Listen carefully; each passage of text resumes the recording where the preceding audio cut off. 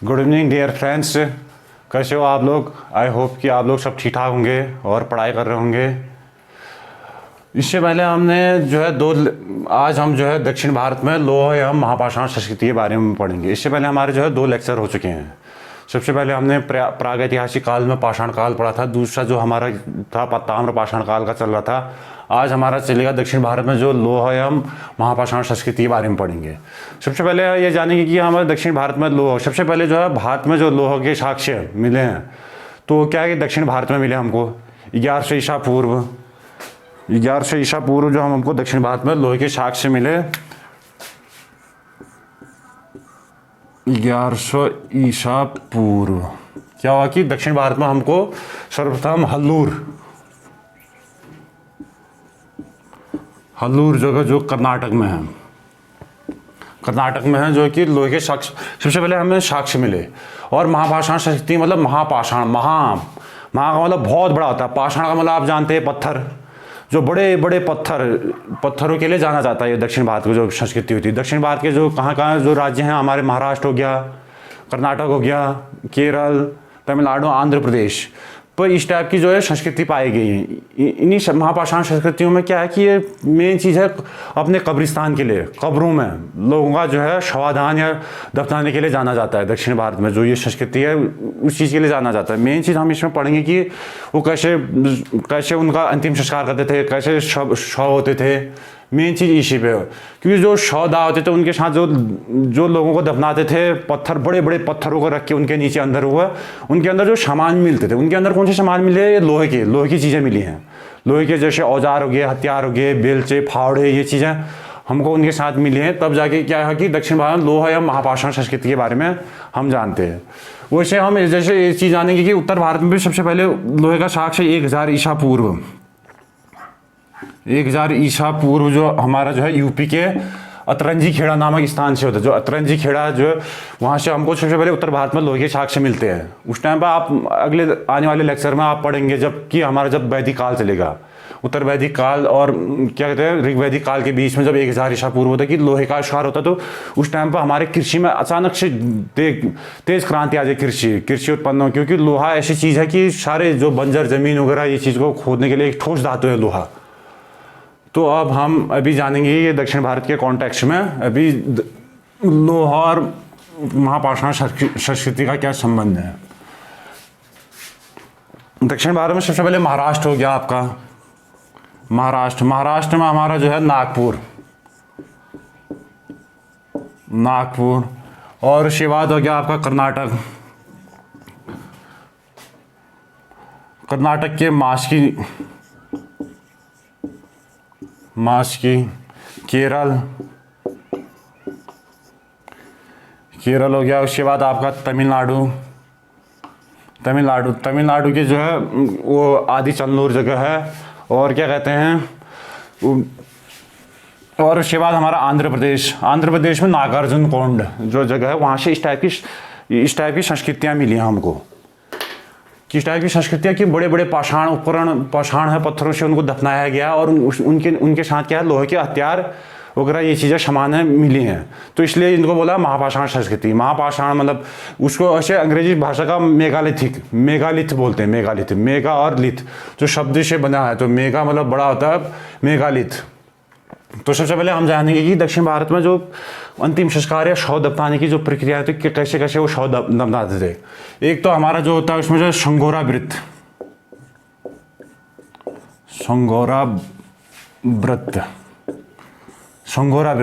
व्रत में क्या होता था कि वो लोग सबसे गोल पत्थर, सबसे पहले एक भूमि पर क्या करते थे, चारों ओर जो है गड्ढा खोदते थे, उसके चारों ओर क्या करते थे, गोल पत्थर ऐसे बिछा देते थे। गोल पत्थर गड्ढा खोदा उन्होंने, उनके चारों ओर गोल पत्थर किया और जो जिसको दफनाना है, जो इंसान व्यक्ति है, तो उसके अंदर डाल दिया और उसके ऊपर से जो है बड़ा सा गोल पत्थर रख दिया उन्होंने, ऐसे करके ढकते थे। इसको संगोरा व्रत कहते हैं। संगोरा व्रत इस टाइप का कहाँ से मिला हमको? एक तो हमको मिला है महाराष्ट्र से मिला है और तमिलनाडु से संगोरा व्रत टाइप का, जो कि इनको जो है इंसान को जो शव दफनाने की प्रक्रिया है उसमें क्या करते थे, सबसे पहले इनके चारों ओर एक तो क्या क्या उन्होंने चारों ओर गोल पत्थर बिछा दिए, गोल पत्थर में इंसान का शव रख दिया और उसी गोल पत्थर बड़ा वाला गोल पत्थर रख के उसके ऊपर वह शव को ढक दिया, उसको बोला शंगोरा ब्रिक टाइप का। और दूसरा हमारा मिला है कि ताबूत। ताबूत ताबूत ताबूत में क्या करते थे कि सबसे पहले उन्होंने ज़मीन में एक आयताकार गड्ढा खोदा, ऐसे करके आयताकार गड्ढा खोदा, उसी के साइड में उन्होंने पत्थर रखे, धीरे धीरे ऐसे पत्थर रखे, वो पत्थर रखे और व्यक्ति को सीधे लंबा करके लिटाया। उन्होंने लंबा करके लिटाया तो उसी के ऊपर एक शिल्ली टाइप की पत्थर होते थे, शिल्ली टाइप का, उसको ढकने के लिए ऐसे प्लेन ऊंचे बड़ा पत्थर से ढक दिया। इसको बोले ताबूत टाइप में। ये ताबूत टाइप में कहाँ मिला? ये हमको यूपी साइड मिला, ये उत्तर भारत में, इसी भी विशेषता ताबूत टाइप में। और उसके बाद हमारा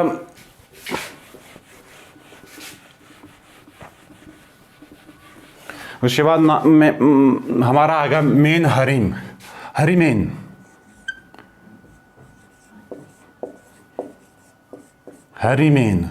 हरिमेन में क्या होता था कि वो लोग सबसे पहले तो गड्ढा खोदते थे आयताकार, और ऐसे करके उसके ऊपर फिर गड्ढे में जो लंबे इंसान को उसको लिटाते थे, और क्या कहते साइड से एक जैसे पत्थर ऊपर वो खड़ा करके रख देते थे, खड़ा करके। इसको बोला जाता है हरिमेन टाइप का, जो शव को दफनाने की जो प्रक्रिया है, हरिमेन। इस ये जो है आज के टाइम में भी देखने को मिल जाएगा, क्योंकि जब जैसे इस्लाम धर्म में होते थे शव दफनाते तो उसके टाइम पर ऊपर भी क्या लिखा है, पट भी लगाया होता है। ये ईसाई धर्म में भी होता है। उसमें क्या होता है कि नाम आम लिखा होता है, उन लोगों ने नाम आम लिख के उस टाइम पर उसके जो भी होता है इस हिसाब से ये चीज़ चलता था। इसको बोला हरिमेन भी ये आपका जो है दक्षिण भारत में मिला, महाराष्ट्र में, केरल में वगैरह, ये चीज़ का, ये भी उनको जो है शव दफनाने की। आपका चौथा आ गया फिर महापाषाण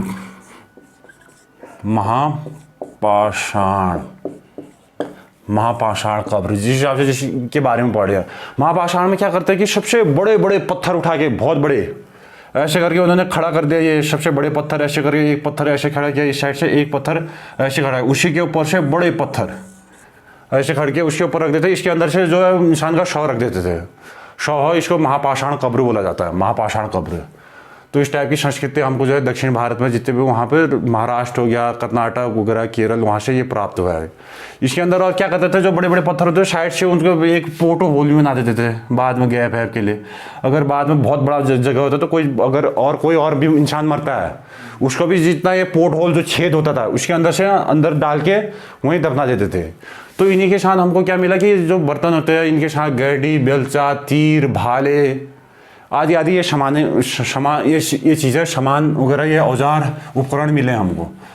जो दक्षिण भारत से तो लोग संस्कृति के सबसे ज़्यादा उपकरण हमको जो है कि कृषि के उपकरण नहीं है, सबसे ज़्यादा हमको उनके हथियार और औजार मिले हमको दक्षिण भारत से।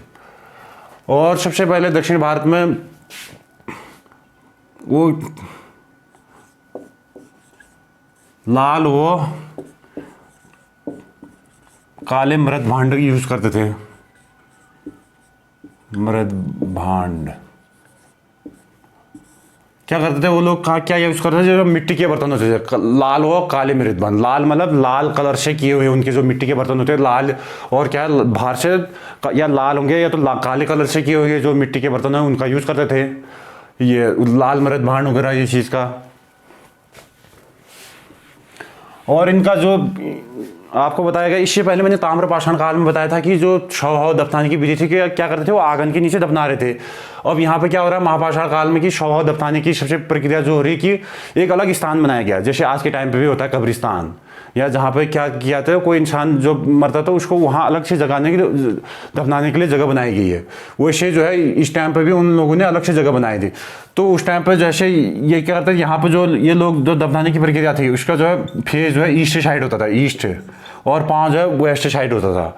आपको मैंने ताम्रपाषाण काल में बताया था कि उनको दफनाने की जो विधि थी उनका क्या, और नॉर्थ साउथ को होता था, नॉर्थ को उनका मुंह होता था और साउथ को उनके पैर होता था, मतलब पूर्व और वेस्ट उत्तर दिशा को उनको जो दफनाने की एक प्रक्रिया, ये प्रक्रिया है।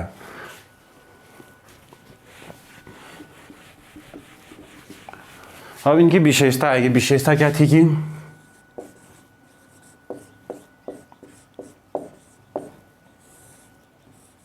विशेषता सबसे पहले क्या करते थे, विशेषता यहाँ क्या थे, लोहे का आविष्कार करते थे, लोहे का उपयोग करते थे, क्योंकि लोहा खोज लिया गया था तो लोहे का उपयोग करने लग गए थे लोग।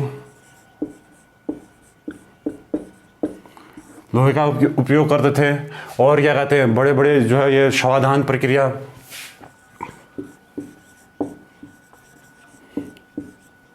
शवाधान प्रक्रिया, शवाधान प्रक्रिया में भी ये दो टाइप से करते थे। एक तो आंशिक शवाधान होता था इनका, एक तो पूर्ण शवाधान। आंशिक शवाधान,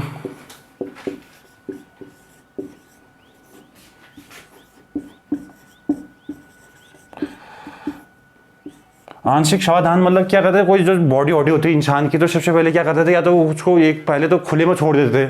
खुले में छोड़ देते तो क्या करते थे, उसमें कोई जानवर हो गया, चील कौवे वगैरह, ये चीज़ें खा जाते थे। तो उसके बाद जो बचता था उस चीज़ों को वो क्या करते थे, उसके बाद उसको जो है दफना देते थे उसको, बॉडी को। या तो फिर एक काम करते थे कि वो तो या तो मेन हड्डियाँ देखते थे कि यार जो बड़े बुजुर्ग हो गए तो उनका कैसे पाँव की जांग का ये कुछ कुछ जो है हड्डियाँ उनको इकट्ठा करके उसको दफनाते थे। या तो फिर जैसे जला जलो के जो थोड़ा बहुत कुछ जो बचता है इंसान का अस्थि वगैरह, उसको जो है उसको मतलब जो है घड़े में या उसमें डाल के जो है उसको दफनाते थे। और पूर्ण शवाधान में आप जानते हैं कि पूरी बॉडी उठाए, या तो पूरा ही दफना दिया या पूरा ही उनको जला के दाह संस्कार कर दिया, ये उसका पूर्ण शवाधान हो गया। और यहीं पे क्या करते थे वो, दक्षिण भारत में ये कल्चर था तो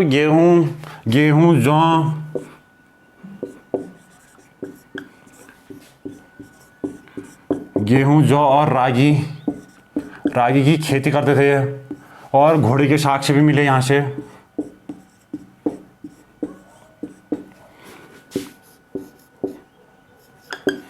घोड़े के साक्ष्य भी मिले। और क्या करते थे, कृषि और पशुपालन करते थे, कृषि का काम करते थे,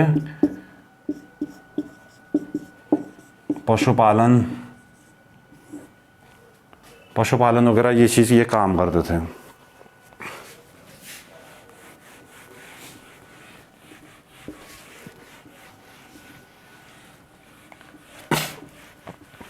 तो आप लोगों ने समझ लिया कि आज ये प्रागैतिहासिक काल का हमारा लास्ट चैप्टर था।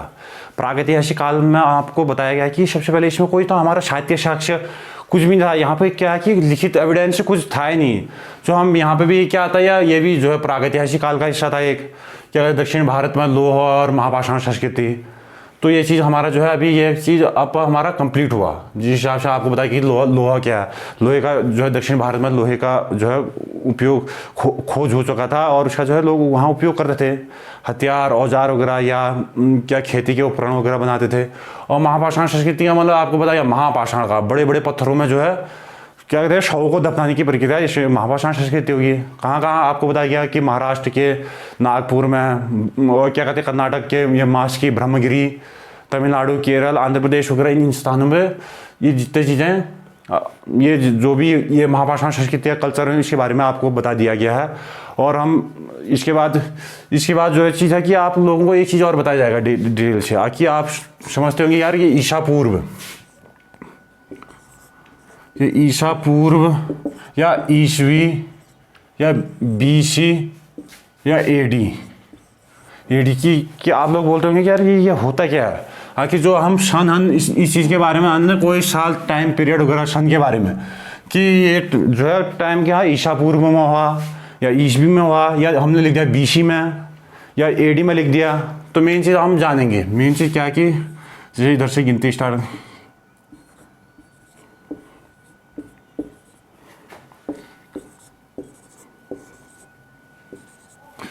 इसमें यह है जैसे ये हमने जीरो से स्टार्ट किया, जीरो से देखे एक यहाँ पे गिनतियाँ लिखी 1 2 3 4 5 करके, जीरो से 1 2 3 4 5 करके यहाँ उल्टी चले। तो ये क्या है मेन चीज़, जब उस टाइम पे इतिहास का होता है कि जो जीरो है इधर से, जब ईसा पूर्व बोलते हैं, ईसा मतलब जब ईसा मसीह थे, मतलब ईसा मसीह का जो जन्म ईयर को मान के जो है जीरो वर्ष जो है ईसा मसीह का जन्म माना गया इधर से। 0 वर्ष में ईसा मसीह का जो जन्म हो गया, इससे जो पूर्व की घटनाएं हुई, इससे पहले जो भी घटनाएं हुई, ईसा मसीह के जन्म से पहले की जो घटनाएं हुई, हम उसको ईसा पूर्व में रखते हैं। ईसा पूर्व, जैसे इसको लिखा था हमने ईसा पूर्व। जैसे हम क्या देख फिर जाते हैं 500 ईसा पूर्व, 5 ईसा, फिर 4, फिर 3, फिर 2, फिर 1, फिर 0, फिर से ईसवी में चलेगा। यहाँ से ईसवी में मेन चीज़ ये है कि जब उस टाइम पर क्या था कि जो इतिहास इतिहासकार या पुरातत्वविद थे, हमारे इंडिया में तो उतना नहीं था विकसित। सबसे पहले ये काम कौन था? यूरोप। यूरोप क्या है कि ईसाई देश है, ईसाई देश की कंट्री है, तो वहाँ पे क्या है, ईसा मसीह को मानते हैं। ईसा मसीह जो है कि ईसाई धर्म के मैसेंजर हो गए। तो उस टाइम पर तो उनके जन्म के हिसाब से वो लोग ये इस टाइप का टाइम पीरियड वगैरह इतिहास का बनाया गया। सबसे जहाँ पे ये जीरो आ गया, जीरो मतलब ये मान चलो कि ईसा मसीह का जन्म हो गया, और ईसा मसीह की जन्म से पूर्व की जो जितनी भी घटनाएं हुई हमारे इतिहास में, तो उसको हम ईसा पूर्व रखते हैं। और ईसा मसीह के जन्म के बाद की जो घटनाएं होती हैं उसको ईस्वी में रखते हैं। जैसे इंग्लिश में आ गया आपका बीसी बोलते हैं इसको, बीसी बिफोर क्राइस्ट हो गया। और इधर पे एडी बोलते हैं, एडी का मतलब एनो डोमिनो जो है कि ये क्या लैटिन भाषा है, लैटिन भाषा।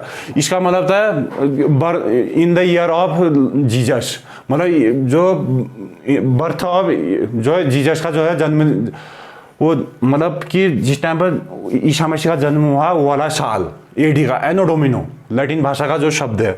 और इसी में उन्होंने कहा कि आप हमारे जो इंडिया में एनसीईआरटी है, एनसीईआरटी के द्वारा उन्होंने कहा कि हम ये ईसा पूर्व या ईस्वी क्यों करें, या बीसी या बिफोर क्राइस्ट या एडी एनो डोमिनो।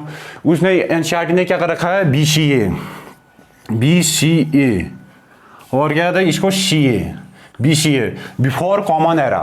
इसका मतलब है बीसीए का मतलब बिफोर कॉमन एरा, जो भी होगा जो ईसा पूर्व जो लिखते हैं। और ये शे का मतलब कॉमन एरा, ये चीज़ को माना है जीरो से। तो इसमें जो घटनाएं हुई ईसा मसीह, तो आप समझ गए होंगे ईसा मसीह के जन्म से पहले की जो घटनाएं होगी ईसा पूर्व या बीसी बिफोर क्राइस्ट या बीसीए बिफोर कॉमन एरा। और ईसा मसीह के जन्म की बाद की जो घटनाएं हुई, जन्म हुआ या उसके बाद की जो घटनाएं हुई ईस्वी में आ गया, ईस्वी या एडी एनो डोमिनो या शे कॉमन एरा जो हमारे जो है एनसीईआरटी के द्वारा आरटी के द्वारा जो है सीए कर दिया। अब से हम जो क्या है एनसीईआरटी सीए कॉमन एरा पूछा भी जाता है, ये चीज़ क्या है, common era, BCA before common era, ये है। तो जैसा कि थोड़ा बहुत मैंने कोशिश किया कि आपको समझाने की। अभी क्या है कि मेरा जो है वीडियो के सामने है, अभी पहला अभी जो है कि अभी सामने पे स्टूडेंट नहीं है, तो इसलिए अच्छे से नहीं हो रहा है। आने वाले नेक्स्ट टाइम में जो वीडियो आएंगे उस टाइम पे मैं अच्छे से और कोशिश किया जाएगा, अच्छे से तैयारी करके प्रिपेयर करके, ठीक है। जितना भी आप लोगों को समझ में आया हो, और कमेंट करके ज़रूर बताएं आप कि अच्छा लगा, कैसा लगा, कि क्या क्या चीज़ें कमियाँ भी आ रही है, ये चीज़ें ज़रूर बताएं, ऐसा कोई दिक्कत नहीं। आप डिसलाइक भी करते हो इसका भी रीज़न बता दिया करो, ऐसा कोई दिक्कत नहीं, क्योंकि अभी शुरुआत है, हम उसको एक्सेप्ट करेंगे, अपनी गलतियों को सुधारते हुए नेक्स्ट टाइम पे अच्छा लेक्चर देने की कोशिश करेंगे। धन्यवाद।